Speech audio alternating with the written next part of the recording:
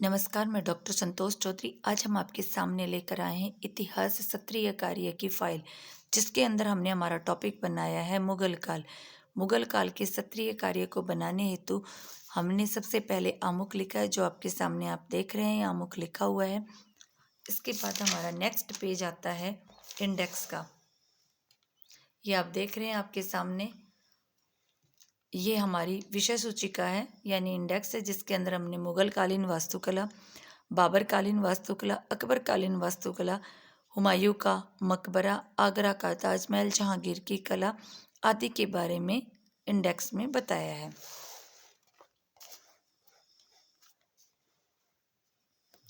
ये देखिए, सबसे पहले हमने लिखा है मुगल कालीन वास्तुकला के बारे में कि मुगल कालीन जो वास्तुकला थी वह किस प्रकार की कला थी। मुगल साम्राज्य में सभी प्रकार की कलाओं का विकास हुआ था और सभी अपनी चरमो सीमा पर रही थी। सबसे ज़्यादा योगदान अकबर और जहांगीर का रहा था। उन सब का वर्णन इस पेज के अंदर किया गया है। इसके बाद हमारा नेक्स्ट पेज आता है, जिसके अंदर बाबर के काल और अकबर के काल के बारे में बताया गया है। इसके बाद हमारे नेक्स्ट पेज में हमने हुमायूं के मकबरे का वर्णन किया है और आगरा के ताजमहल के बारे में बताया है कि इसकी स्थापना कब की गई और इसके अंदर कितनी दीवारें हैं और उन्होंने कितने क्षेत्रफल पर यह फैला हुआ है, ये इसके अंदर बताया है। इसके बाद हमने फतेहपुर सीकरी के किले का वर्णन किया है। यहाँ जहांगीर के काल की स्थापत्य कला का इसके अंदर अगले पेज पर हमने वर्णन किया है।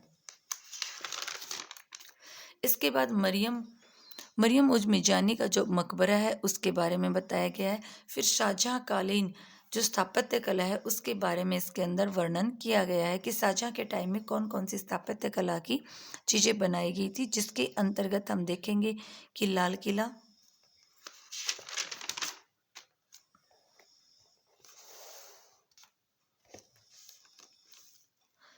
किला पितादर तकनीकी का वर्णन किया गया है, औरंगजेब कला का वर्णन किया गया है।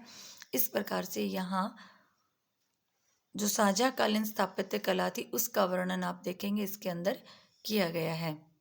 फिर इसके बाद मुगल काल की जो चित्रकला थी उस चित्रकला का इसके अंदर वर्णन किया है।